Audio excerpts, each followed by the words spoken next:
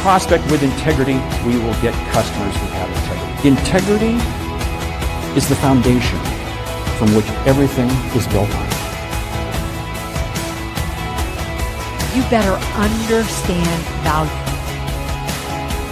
But at the end of the day, sales is a relationship business. It is a people business. It is an emotional business.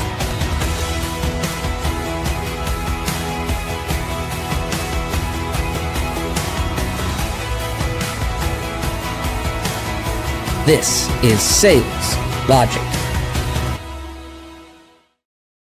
This is Sales Logic. It is Saturday morning, 8 a.m. Eastern. Hanging out here with my partner, Mark Hunter, and it is time to talk about one of our favorite subjects, and that is sales. Mark, how's it going? It's going great. In fact, this is a great topic. Topic this week, why you're not hitting quota and how to fix it. Because let me tell you something, the vast majority of salespeople are not hitting quota. So we're going to dive into it. We got a great question. We got a book. And we got a lightning round. Oh, the lightning round. Got to tease the topic. Top 10 most important skills you need to have in sales. So I think that kind of fits with the topic. So let's dive right into the topic. Why you're not hitting quota and how to fix it. Mark, I know you're hitting your quota. So,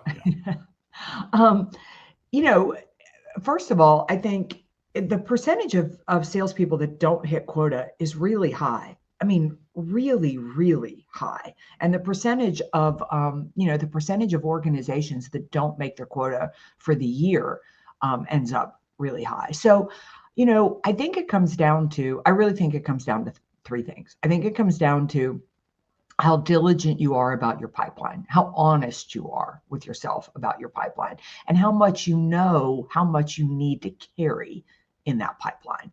I think it comes down to your process. Like, do you have a defined sales process? And then I think it comes down to your priorities. Like, what do you focus on the most? And are you focused on making that quota more than anything? Okay, with that, you've just summed it up. And thank you for Sales Logic. Yeah, because, I totally agree with you. Here's the challenge I see. There's so much fakery. I don't know. I just made that word up. There's so much fake stuff in your pipeline, and there's so many fake assumptions being made. And salespeople and managers are not being truthful and honest with themselves. Let's take a look at the pipeline right there, because what's happening is we're putting stuff in the pipeline that really has no validation, but we're putting it in just to keep the boss happy. We're just putting it in there. And we're playing a game with ourselves. Let's not kid ourselves. You've got to have a 4x pipe in order to really be in hope of making quota. What does that mean? 4 times the amount of business that you need to make quota, because stuff falls out at one point or another. But I see so many people saying, well, I know this is going to close, and they're content with 2x, and it just does not happen. But it comes back to something else you said. It's the focus, it's the discipline. People are not being consistent enough with how they develop their prospects. Yeah, I'd say, even with a 4x pipeline, I mean, you take a marketplace like this right now, you may have to 5x your pipeline. Yeah. You may have to and I think that's where process, comes in. That is so important. What you said with the discipline is, are you clear on what you're doing? And are you clear on what you're doing that works and what you're doing that isn't work? I always liken this to, hiring a trainer at the gym. If you go in and you say, I want to build muscle, I want to lose a few pounds, and I want to increase my overall, health with my, my blood pressure and everything, they're going to basically structure a plan to get there. So when you have quota, you need to back in to that quota. I mean, not like, oh gosh, I hope I make it, but how much time are you spending prospecting? How much time are you spending attending networking events? What are you pulling out of those networking events? How many legitimate sales calls are you going on where you're literally having a conversation about doing business? How many proposals do you submit? How many do you win? How many do you lose? Like, if you don't have a defined process, you have no hope really of hitting quota. And very few salespeople measure that. Very few salespeople really measure how many calls does it take to get this prospect over the finish. What is it going to take? There's something else that drives me crazy about when people put forecasts, put numbers into their pipeline. They always put the highest potential. They always put the highest number in. And that never happens. That never happens. I love Bryn Tillman's comment. Quota numbers are random. Quota numbers are based on unrealistic numbers, based on poor forecasting. You're right. It's to satisfy the manager. And that is a huge giant. We have to be able to have candid conversations. But again, okay, let's put that aside. Let's come back to the actual activity. You've got to be able to have the activity. And I think very few salespeople really understand the value proposition. I was with the sales team this week, and very few of the salespeople could really articulate what is the value proposition. To them, it's just items and a price, items and a price, service and a price. No, what's the value prop? If you don't understand the value prop, there's no way you could really communicate what you do for your customers. Yeah, I'm going to push back on this a little bit, because there's no way I'm going to hit my quota this year. It just isn't. I've had some things happen with some companies. One sold to private equity. One wanted to bring me on for a full-time position. I wasn't interested in doing that completely.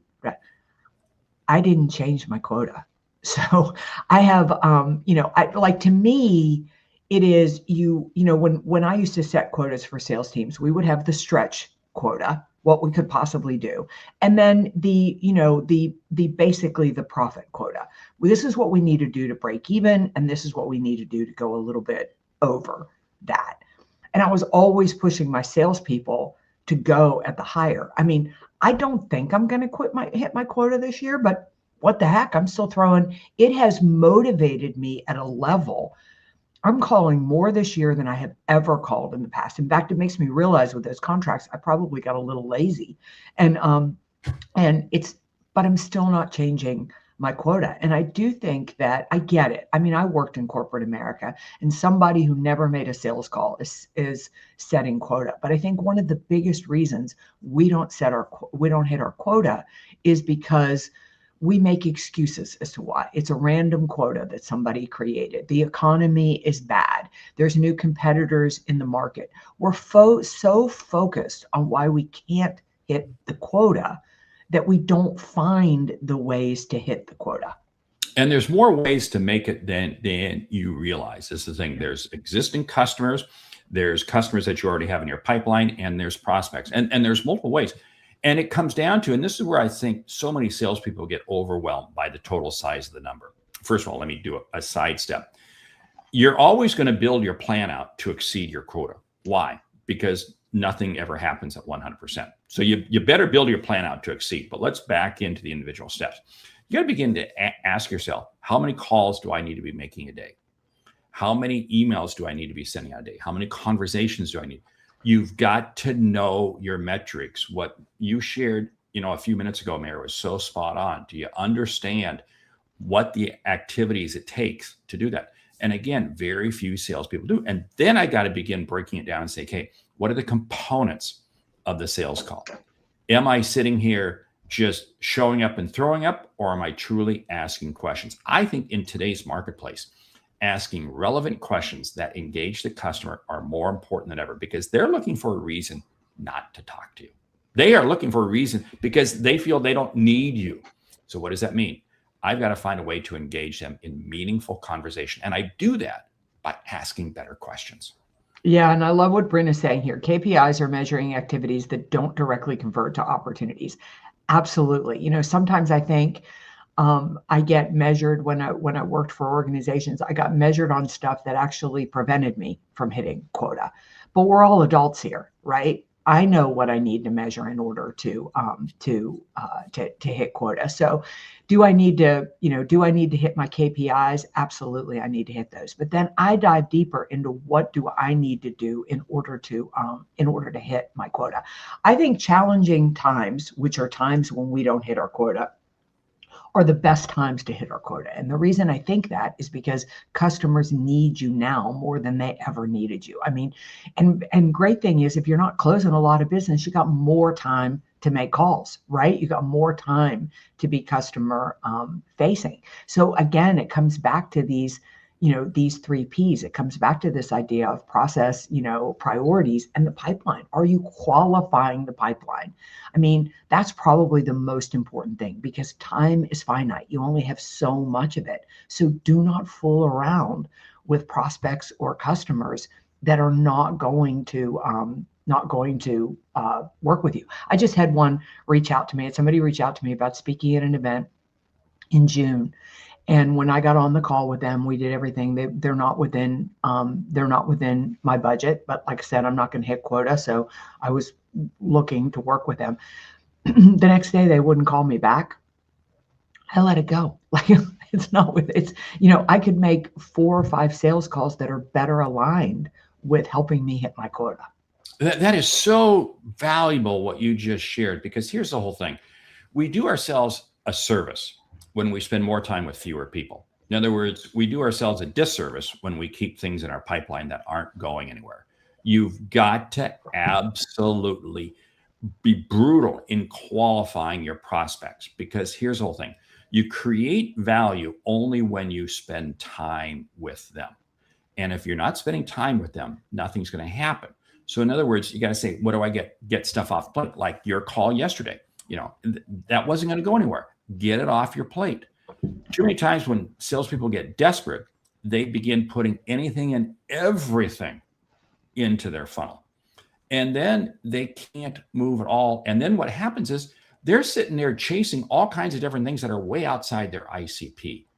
One final piece that I'll share. Notice, it's interesting. In tough times, it's amazing how many salespeople give up the ghost. This is the time that we have the opportunity to stay in the game and really make it happen, because our customers need us more. Just like you said, they need us more now than ever. Yeah, I love that Bryn is pushing back on me. This is a great conversation. She said, I want to push back too. Unrealistic quotas can kill momentum and motivation. Many reps that know they won't make quota start looking for new jobs. You know what? You're absolutely right. And guess what? They're going to find the same thing at the next company you go to. As salespeople, what we are is entrepreneurial, and we need to learn to solve this problem by ourselves. And focus more on the progress rather than hitting the quota. I told you, I'm not going to hit my quota this year. I pretty much guarantee that. Still motivated. I'm still going to try to hit it. And I'm going to be really impressed with how freaking close I get to, because I didn't lower that quota, because it has fired me up at a level I have not been fired up in the last couple of years. Because like I said, I got a little bit lazy. I think as sales professionals, we look too much to corporate to determine our future. And I think we need to look at ourselves to determine our future. Okay, I'm going to push back on both of you here, because here's the thing. You are not going to back off because you're an overachiever. See, that's what motivates you. And there are other people who are not motivated that way. They would see that big quota and they would shut down. This comes back to the whole thing that you have to understand what drives you. And if you're a manager leading a sales team, first of all, I hope you're not a manager. I hope you're leading your sales team. But you got to understand what are the factors that motivate each individual person, because it's going to be different. See for Mare, it's keeping that big giant number out there because she is just a hustler. She is going to hustle hard. For somebody else, it might overwhelm them and they shut down. But here's a factor. Everybody's driven by a different set of motivators. Same thing with customers. And it comes back to the fact that you've got to be willing to sit there and listen and talk to your customer. But you can't do that if you're not having conversations. This goes back to KPIs. And I hate some KPIs. We got to send out, X number of emails each week or X number of this. No. What is the meaningful activity that's truly going to create revenue for you? That's where you focus your time. That's what you got to measure. Yeah, Mark, what's the question for today? Yeah, the question comes to us from Charlotte in Omaha. She says, I've got 10 sales reps. We started the year out strong. Oh, I've heard that from a lot of people. But between the war, economy, and ongoing uncertainty, over half my team is struggling to hit their numbers. I've tried everything. What advice do you have? I think it's what we've been sharing is great advice, right? But let's dial in. Let's help Charlotte out because she's leading a sales team of 10 people. What do you think? I think, Charlotte, the very first thing that I would do with the sales team is I would sit down and I would dissect the first quarter. And I would dissect the first quarter, basically doing a seeds, a weeds, and a needs on it. Seeds are, what did we do in the first quarter that helped us achieve the goal? What do we need to do more of? And what do we need to carry in to the second quarter? Weeds are, what wasn't effective? Where are we wasting our time and our energy? What do we need to quit doing? And then the last is, what do we need to be doing that we're not doing that could take this to the next level? Because one thing I'm hearing from you is you've tried everything. I want you to engage the team in the process of fixing themselves. And when you do that, understand that each person has a different set of customers. Each person has a different communication style and so forth. So you're going to have to get very granular with them. I love Andy Greenberg's comment here.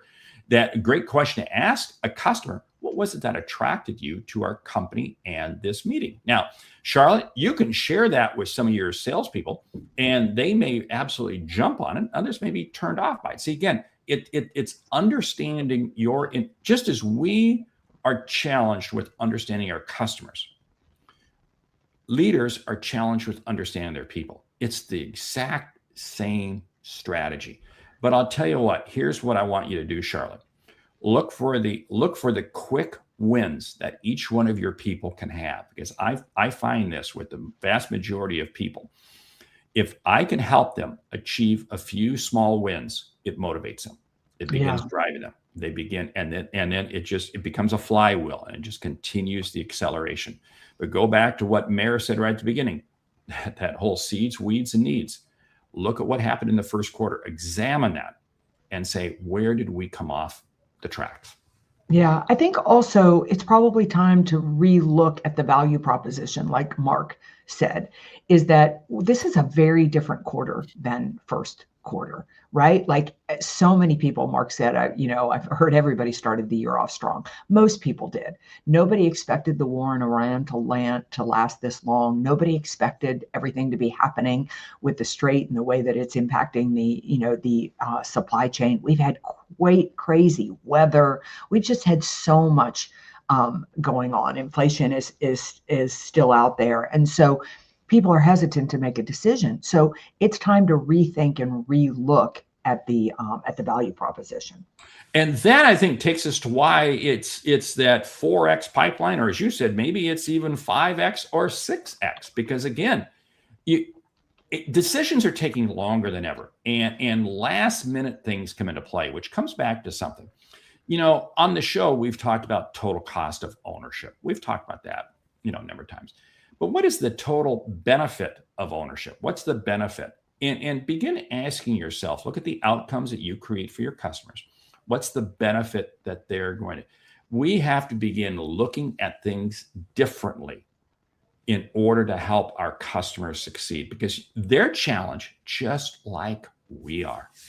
Yeah, absolutely. Thanks, Bryn. You rock too. What a great conversation. Andy's got another comment here. Tell your team to come up with 3 or 4 positives that are occurring in the economy today or in their lives, and let's start getting some positivity back into the mindset. I also think, really to go along with what Andy's saying here, which is so great, is the team is too focused on themselves. When people are demotivated, they're focused on the fact that they are losing. Get the focus back on the customer. When I was a kid, my mother used to say, the fastest way to get past your own problems is to focus on somebody else's. So, like what you want to do is, I don't know that your team will make quota this year. I don't know what third and fourth quarter are going to bring, but I do know if you can keep the activity really, really high, when everything kind of settles down, they will not only hit quota, they'll exceed it, kind of balancing everything out. Yeah, because they've got more stuff in their pipeline leading up to that point when things eventually turn. Here's the whole thing. Celebrate the wins, regardless of what they are. They may be absolutely, I tell this to people who are struggling. Look back at your day. What was the most successful thing? And celebrate it. Look back at your week. Celebrate it. And again, you use these little steps to just keep moving forward. It's like the baby. It's like the baby who is standing up for the first time. Baby stands up and falls over. We don't condemn the baby. No, we cheer the baby on. Come on, you can do it. You can do it again. Yes. And that's exactly what. And final piece is this. don't sit there and walk into your customers negative, whether it be a Zoom call, Teams call, email, whatever. They know times are tough. Don't play the negative card. Be the positive optimist. Be the one who's helping to bring solutions to them. That's what they want. They want solutions. They know there may be challenges. They don't need to be reminded of that. Forget it. Yeah, we got a great LinkedIn user. Elite salespeople survive through tough cycles by protecting discipline and relationships when revenue slows. That means staying visible with customers, even when the deals stall, focusing on credibility and trust. And some of the best enterprise relationships are actually built during difficult markets. Could not say it better. Mic drop moment. Mark, what is the book for today? The book comes from our good friend, Mark LeBlanc, and it's a very thin book. It's a quick read. Growing Your Business. There it is. I got my copy right over here. And it literally is, it is a very thin book, but I'll tell you what, it really rips you apart and has you looking at every element of your business. And again, it's a fast read. Growing Your Business, Mark LeBlanc. What are your thoughts on it? I think it is kind of like it's one thing you should basically keep on your desk. You can refer to it all the time. And Mark, who is just a powerhouse in growing a business, if you have questions, thoughts, input, things you want to know about how to really build a sustainable business, this is the book to get. It is. You ready for the lightning round? I am. Top 10 most important skills to have in sales. Go. Number one, I think you need to be a master prospector. Number 2, discipline. Number 3, I think the one that's underrated and is so valuable in today's marketplace is the skill of listening. Ooh, I'm going to build on a curiosity level that goes beyond anything. Yeah. Number 5, you need to qualify better. Like you need to really be somebody who has the discipline to qualify anything that gets into your pipeline. I love a real desire to serve people. Yeah. You've got to be somebody that is passionate about follow-up, like has that discipline to make sure that you stay in touch with people and you own the relationship. An attitude to self-motivate, not creating excuses, but to self-motivate yourself. Yeah, with that, I'm going to say you got to have resilience. You got to be turned on by rejection and get back up and go again. And number 10, the ability to ask great questions. It's not what you tell, it's what you ask. That's going to help you open sales. Hey, great conversation today, right? Yeah. Great. Yeah. Really, really great. Now stay tuned because you're going to hear a lot more about a new project, a new opportunity that we've got for our Sales Logic community. So keep turning in through the month of May. You'll hear more as we step into the month of June. But if you're missing that sales quota, if you're just looking for great ideas, if you need more from the sales community, you want to stay tuned because we've got some really great stuff coming. And with that, we want to say thank you for listening to Sales Logic this week. If you like what you hear, subscribe, rate, and review the show on your favorite podcast app. Hey, we need some more reviews, so throw them out. Spotify, Apple, whatever. Hey, if we've helped you earn a single dollar, consider telling a friend about our show because it's how we grow and we help you grow and your peers. I'm Mark Hunter. And I'm Meridith Elliott Powell. Remember, when you sell with confidence and integrity, all of this uncertainty suddenly becomes your competitive advantage. And the sale becomes logical. All right. We'll see you right back here next week for another episode of Sales Logic.